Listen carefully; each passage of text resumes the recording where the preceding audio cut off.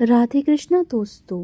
आज माघ मास के अंतिम दिन, आज पूर्णिमा तिथि पर आप सबको बहुत सारी शुभकामनाएं।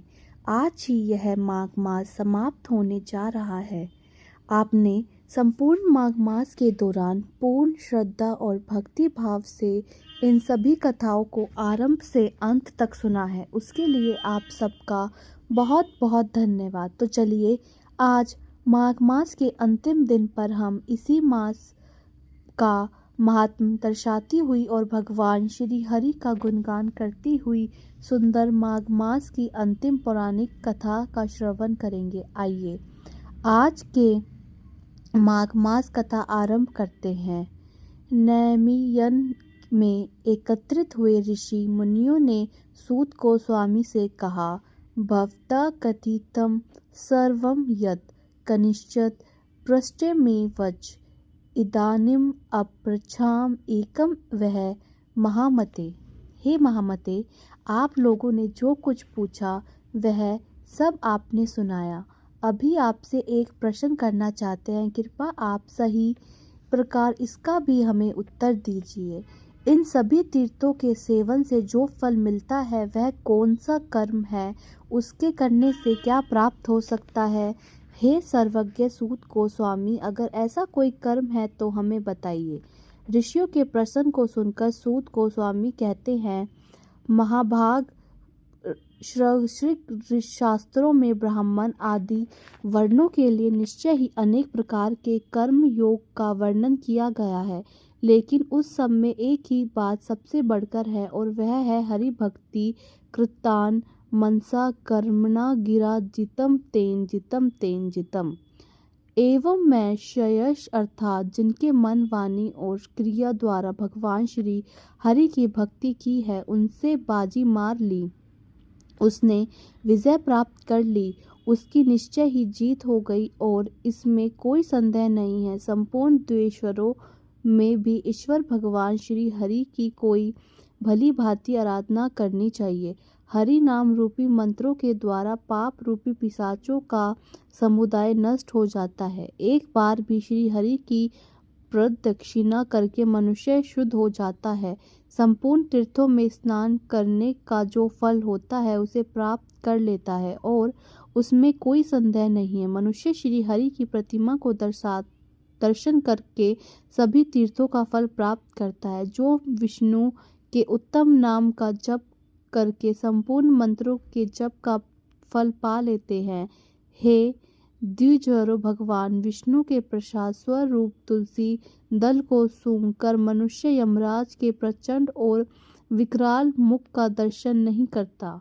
एक बार भी श्री कृष्ण को प्रणाम करने वाला मनुष्य पुनः माता के स्तनों का दूध नहीं पीता, यानी उस माता के गर्भ में जन्म नहीं लेना पड़ता।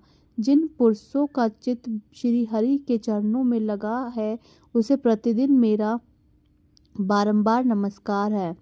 पुलकस, शपथ, चंडाल और भी जो मृत जाति के मनुष्य हैं, वे भी अगर एकमात्र श्री हरि के चरणों की सेवा में लगे रहें तो वंदनीय और परम सौभाग्यशाली हैं। फिर जो पुण्यात्मा ब्रह्मांड और रासिज भगवान के भक्त ने, उनकी तो बात ही क्या कहनी।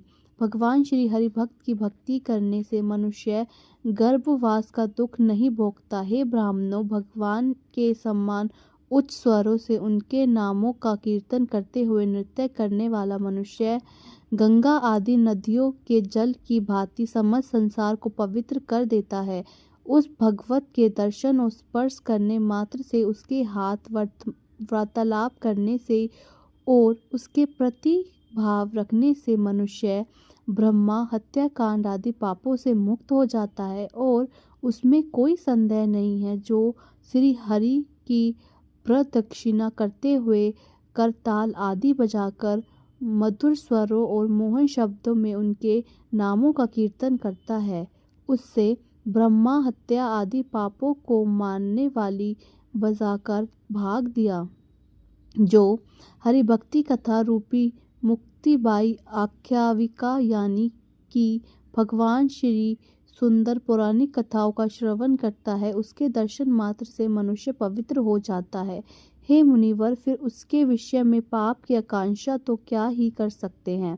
श्री कृष्ण नाम से सभी तीर्थों के परम तीर्थ जिन्होंने श्री भगवान के नाम का अपनाया है, वे पृथ्वी को तीर्थ बना देते हैं, और इसलिए श्रेष्ठ मुनिजन, इससे बढ़कर पावन वस्तु और कुछ भी नहीं है। भगवान श्री विष्णु के प्रसाद भूत निर्माल्य को खाकर और देखकर मस्तक पर धारण करके मनुष्य साक्षात भगवान विष्णु की कृपा प्राप्त करता है।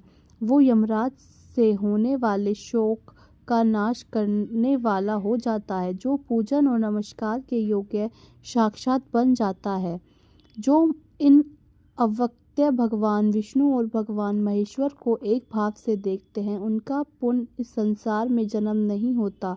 इसलिए हे महर्षियों, आप आदि और अंत से रहित अविनाशी परम भगवान श्री हरि और महादेव जी को एक भाव से देखिए, उनका पूजन कीजिए। पंडित हो या मूर्ख, ब्राह्मण हो या चांडाल, अगर वह भगवान श्री हरि पर प्रिय भक्त हैं तो स्वयं भगवान नारायण उसके संकटों से छुड़ाने के लिए आते हैं।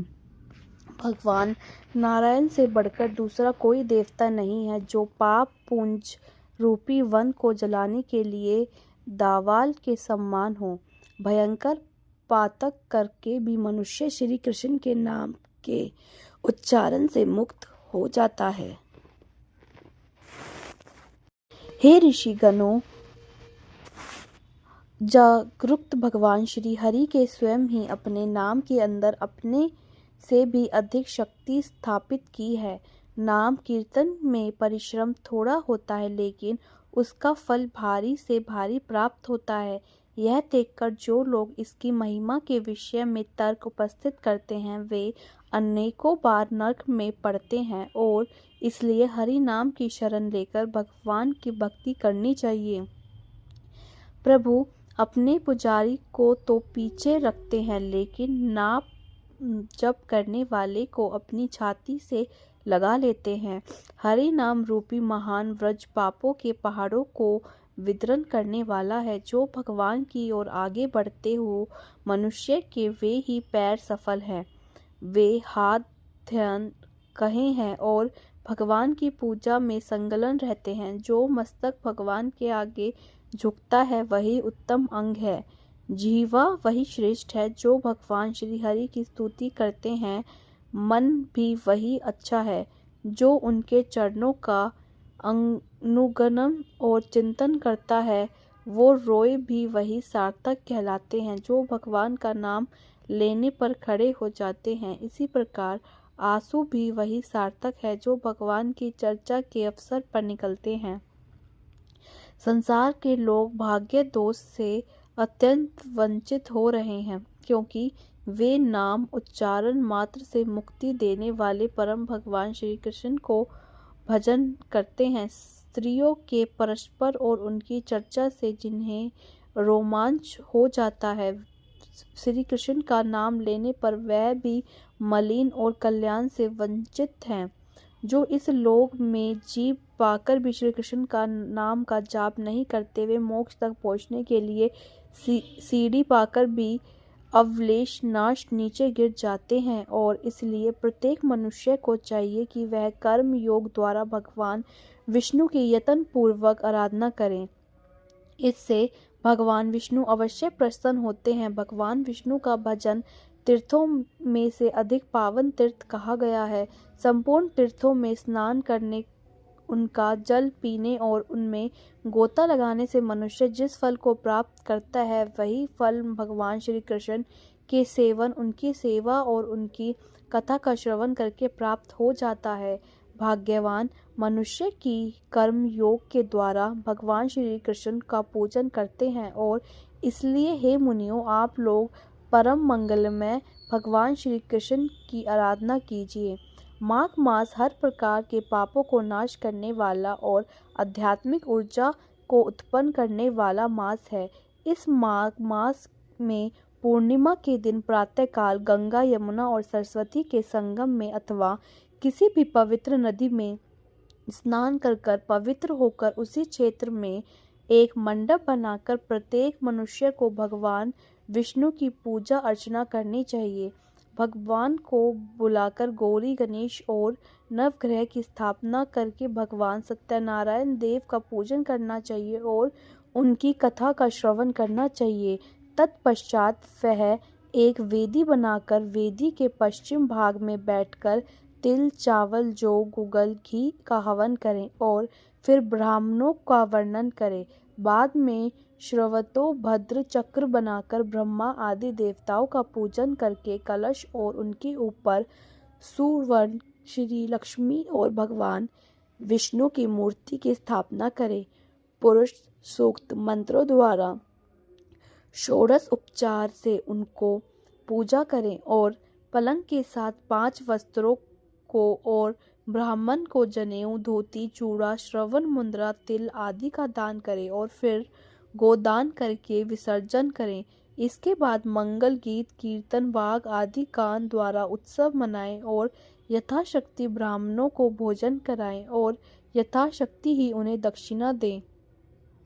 जो भी मनुष्य माघ मास के इस सुंदर पवित्र महात्म को पढ़ता है या सुनता है और इस विधि से उद्यापन करता है, उसके समस्त 7 जन्मों के पापों का नाश हो जाता है, उसके कुल की 7 पीढ़ियों का उद्धार हो जाता है, उस मनुष्य को सुख, संपत्ति और सौभाग्य प्राप्त होता है और स्वर मनोरथ सिद्ध हो जाता है। इसी के साथ हमारे माघ मास कथा श्रृंगार को यहीं पर विराम देते हैं। मैं आशा करती हूँ कि संपूर्ण माघ मास के दौरान हमारे द्वारा सुनाई गई यह माघ मास की कथाओं ने आपका माघ मास को सफल बनाया होगा। इसका श्रवण करके आपने एक नवीन आध्यात्मिक ऊर्जा और परम भगवान श्री कृष्ण की विशेष कृपा प्राप्त की होगी। अगर इस संपूर्ण माघ मास को हमारा यह प्रयास सराहनीय लगा तो आपसे इस वैदिक प्रचार कार्य को आगे बढ़ाने के लिए अपना आर्थिक योगदान भी